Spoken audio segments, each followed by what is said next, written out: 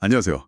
오늘은 댄 해밀턴의 소책자 용서를 좀 깊이 들여다볼까 합니다. 네. 용서. 참 말은 쉬운데 누군가에게 정말 깊은 상처를 받았을 때 이걸 진심으로 한다는 게 뭘까요? 이 자료가 기독교적인 관점에서 그 의미랑 무게를 다루는데 우리가 보통 생각하는 거랑은 좀 다른 것 같더라고요. 맞아요. 이게 그냥 뭐 상처를 잊어버리자거나 덮어두자 이런 소극적인 게 아니라고 딱 잘라 말하죠. 그런 게 아니고요. 네. 오히려 굉장히 적극적이고 때로는 대가를 치러야 하는 그런 의지적인 결단이라고 강조해요.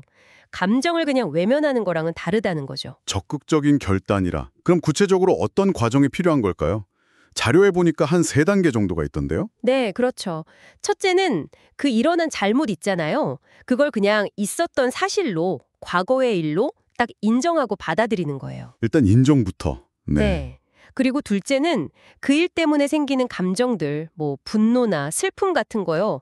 거기에 막 휘둘리는 게 아니라 그걸 의지적으로 좀 다스리는 거고요. 다스린다. 네. 마지막 셋째가 이제 복수하고 싶은 마음. 그러니까 상대방한테 뭔가 빚을 받아내고 싶다. 이런 마음을 내려놓는 거예요. 그 감정을 다스린다는 부분이 좀 흥미롭네요. 이게 억누르는 거랑은 다르다고 하셨잖아요. 네, 달라요. 그럼 감정을 느끼긴 느끼되 거기에 막 빠져들지 않도록 한다는 그런 뜻인가요? 그 자료 비유가 재밌던데 원한에게 수영을 가르쳐주지 않는다 뭐 이런 거요? 네, 정확해요. 딱 그거예요. 원한이라는 감정이 물에 빠졌다고 해서 끝이 아니잖아요. 얘가 막 스스로 헤엄쳐 나와서 우리를 계속 괴롭힐 수 있으니까. 그걸 못하게 딱 관리하는 거죠. 의지적으로. 감정 자체는 자연스러운데 거기에 지배당하진 않겠다.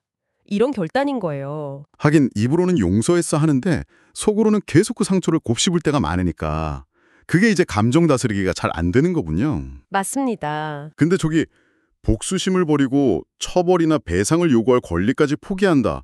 이건 정말 쉽지 않을 것 같은데요. 여기서 그 대가 얘기가 나오는 건가요? 네, 바로 그 지점입니다. 그게 핵심이에요. 자료에서도 용서에는 반드시 대가가 따른다고 딱 짚어요. 대가? 그 깨진 등잔 비유가 나오잖아요. 누가 등잔을 깼어요. 근데 그 사람한테 책임을 안 물어요. 이게 용서의 한 부분이죠. 빚을 탕감해 주는 거니까. 네네. 하지만 깨진 등잔 자체, 그러니까 그 손해는 그건 그대로 있잖아요. 사라지는 게 아니죠. 누군가는 그 값을 치러야 해요.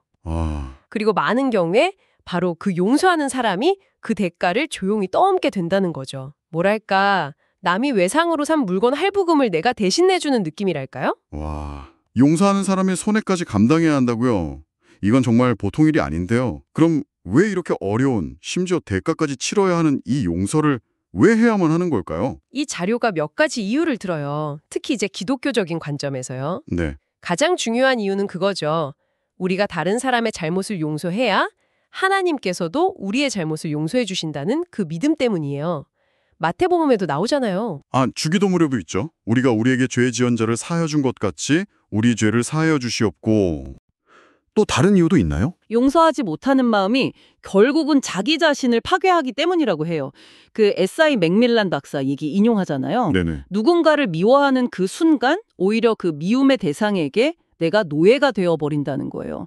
삶의 기쁨을 다 잃어버리는 거죠. 노예가 된다고요? 네. 아무리 맛있는 음식이 앞에 있어도 미움 때문에 막 맛을 못 느끼고 즐거움을 다 빼앗기는 거죠. 미움이 부메랑처럼 결국 나한테 돌아온다는 거예요. 결국 나를 위한 선택이기도 하다는 거네요. 그 쓴뿌리 비유도 참 인상 깊었어요. 히브리서에 나오는 거예요. 네. 쓴뿌리. 용서 못하는 마음이 나뿐만 아니라 내 주변 사람들까지 막 오염시킨다는 그런 경고잖아요. 그 숨겨진 원망 같은 게 공동체 전체에 안 좋은 영향을 줄 수 있다는 거죠. 맞아요. 다 같이 병드는 거죠. 그리고 마지막으로 용서하지 않으면 남는 건 사실 복수밖에 없잖아요. 그렇죠. 근데 성경은 복수는 절대 인간의 영역이 아니라고 딱 선을 그어요. 로마서에 나오죠. 원수 갚는 것은 내가 할 일이다. 하나님 말씀이라는 거예요. 하나님께서 하시겠다. 네. 왜냐하면 인간의 분노로는 절대로 하나님의 공의, 그 정의를 이룰 수가 없기 때문이라는 거죠. 야고보서에도 나오고요. 복수는 너무 날카롭고 위험해서 마치 아버지가 아이한테 애야 이건 네가 만지기엔 너무 위험한 연장이야 이렇게 말하는 것과 같다는 비유도 들어요. 오직 하나님만이 제대로 다루실 수 있다는 거죠. 그렇군요. 정리를 좀 해보면 이 자료에서 말하는 용서는 단순히 과거의 잘못을 외면하거나 정당화하거나 이런 게 전혀 아니고 네, 아니죠. 오히려 분명하게 딱 인식하고 거기서 오는 감정들을 의지적으로 잘 다스리고 심지어 복수할 권리까지 포기하는 굉장히 적극적이고 대가를 치르는 과정이네요. 그냥 덮어두는 거랑은 완전 다른 거군요. 네, 근본적으로 다르죠. 특히 그 용서에 따르는 대가, 그리고 용서하지 못했을 때 나 자신과 또 다른 사람들에게 어떤 해악이 미치는지 이걸 좀 정면으로 보게 만드는 점이 중요하다고 생각해요. 네. 이 자료는 기독교적인 시각에서 용서를 그냥 개인적인 선택 문제라기보다는 하나님의 명령이고 또 그분의 성품을 닮아가는 과정이라고 보거든요. 그리고 우리가 먼저 받은 그 용서를 다른 사람에게 흘려보내는 그런 통로가 되어야 한다고 강조하고요. 네.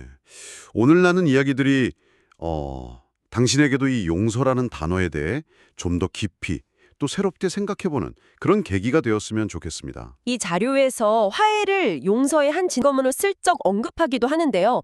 여기서 한 걸음 더 나가서 이런 질문을 좀 던져볼 수도 있을 것 같아요. 네, 어떤 질문일까요? 깊은 상처를 용서한 후에 그럼 진정한 화해는 어떤 모습일까? 그리고 용서를 했다면 그 화해가 언제나 가능할까? 혹은 반드시 해야만 하는 걸까? 이런 질문들을 좀 품고 스스로 답을 찾아보는 것도 꽤 의미 있는 시간이 되지 않을까 싶습니다.